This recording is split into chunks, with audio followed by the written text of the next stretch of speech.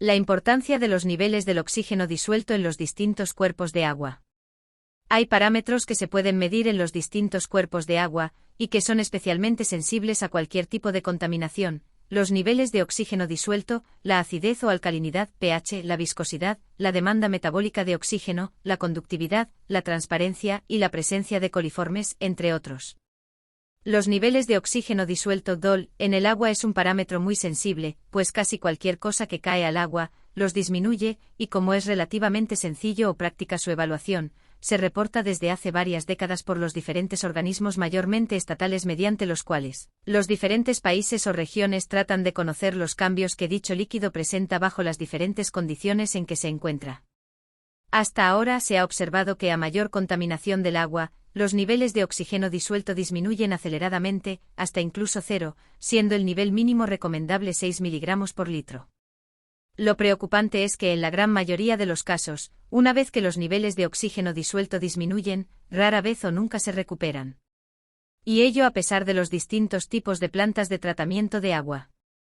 Hasta ahora se había observado que cuando los niveles de oxígeno disuelto empiezan a disminuir, la vida marina muestra cambios significativos. Por ejemplo, las diferencias sexuales entre los peces empiezan a esfumarse, llegando al extremo de que en los órganos sexuales, por ejemplo, en los ovarios, se encuentran zonas alternas en forma lineal de ovocitos y espermátidas. En las formas de vida marina afectadas por la disminución en los niveles de oxígeno disuelto, el tamaño de los especímenes empieza a disminuir, y tienen problemas de reproducción y crecimiento. Asimismo, dichas poblaciones son muy susceptibles a diversas enfermedades y por ende, tienden a vivir menos y a experimentar inclusive episodios masivos de muerte súbita, por ejemplo, en las granjas de salmón, que se han ido reportando cada vez más conforme los niveles de oxígeno disuelto en las granjas marinas disminuyen cada vez más, conforme el agua de todo el mundo está día a día más contaminada, y las granjas marinas no son excepción. Hasta la fecha, la relación entre los cada vez más bajos niveles de oxígeno disuelto y las actividades de acuacultura parecían lógicas, dado que se piensa que las branquias de los peces y otras formas de vida marina captan el oxígeno disuelto en el agua que los rodea. Y si dichos niveles de oxígeno disminuyen, entonces es entendible que los peces y demás formas de vida marina vean depauperada en forma significativa y progresiva su fisiología ante la creciente falta de oxígeno disuelto. Los mares, océanos, ríos, riachuelos, lagunas y lagos que han perdido su capacidad de albergar la vida, tanto animal como vegetal, característicamente están contaminados, muy contaminados, y por tanto los niveles de oxígeno disuelto que contienen es muy cercano al cero. Un ejemplo es el lago Superior, en la zona de los Grandes Lagos, entre Canadá y Estados Unidos, en donde, debido a la ausencia de cualquier forma de vida, incluso microorganismos, los cadáveres de las personas que se han ahogado en los últimos 100 o 150 años, y que se estiman en unos 12.000 cuerpos, no se han descompuesto y siguen incorruptibles en el fondo de dicho cuerpo de agua, pues el fenómeno natural de corrupción involucra incluso a bacterias que los descomponen, y no solo a los diversos macroorganismos marinos que los devoraban. Pero el panorama que se apreciaba parecía muy lógico, esto es, los bajos niveles de oxígeno disuelto en los distintos cuerpos de agua, solo afecta las formas micro y macro de vida marina, porque ellos toman el oxígeno que su metabolismo necesita a partir del oxígeno disuelto en el agua. Por ello es natural que los mares con poco o nada de oxígeno disuelto se conviertan en zonas muertas. Y de ellas cada día hay más en el mundo, y están creciendo. Por citar algunos ejemplos, el mar Báltico, la zona muerta del Golfo de México, en la desembocadura del río Mississippi, el Golfo de Adén por la intensa y muy contaminante actividad de desalación del agua de mar para obtener agua potable, y otras más que se han ido agregando y creciendo aceleradamente como resultado de la incesante actividad humana. Los devastadores efectos sobre la salud de los organismos vivos por los crecientemente bajos niveles de oxígeno disuelto en los distintos tipos de agua no parecen preocupar mucho ni a los gobiernos, ni a las autoridades, ni siquiera a la población en general, ni tampoco a los profesionales de la biología y la salud, pues su razonamiento parece limitarse a sentir compasión por las formas de vida marina que han desaparecido y están desapareciendo, pues ellos se asfixiaron, se asfixian y seguirán asfixiándose porque toman el oxígeno del agua, y específicamente del oxígeno disuelto en el agua. Pobres. Pero a las formas de vida terrena los bajos niveles de oxígeno disuelto en el agua casi no nos afectan porque nosotros tomamos el oxígeno que nuestro cuerpo necesita, del aire que nos rodea, bingo.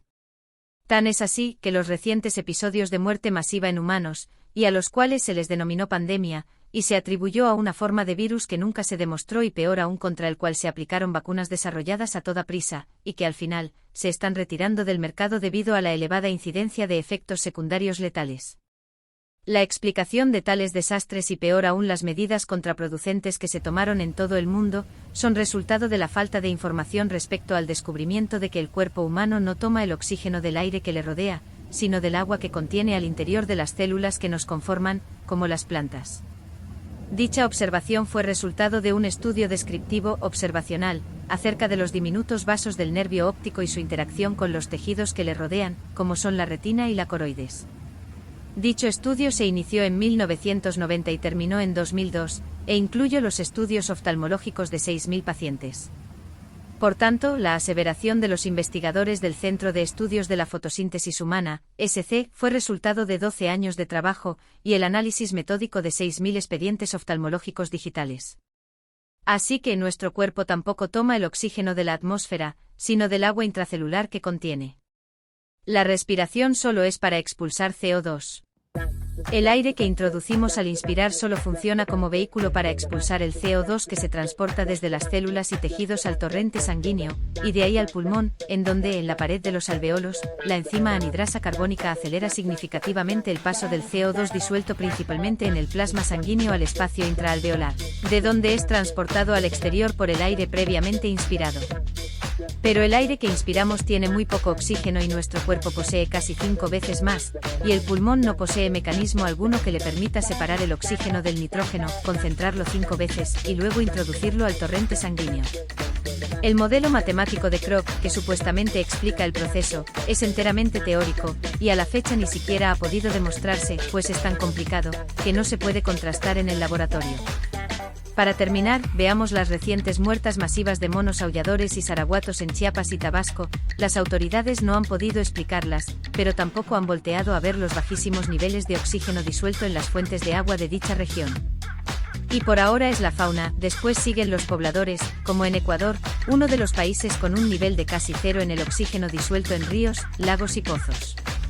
Y la solución es relativamente sencilla: elevar lo más rápido posible los niveles de oxígeno disuelto en todos los cuerpos de agua de la región. El Centro de Estudios de la Fotosíntesis Humana, Sociedad Civil, agradece su atención.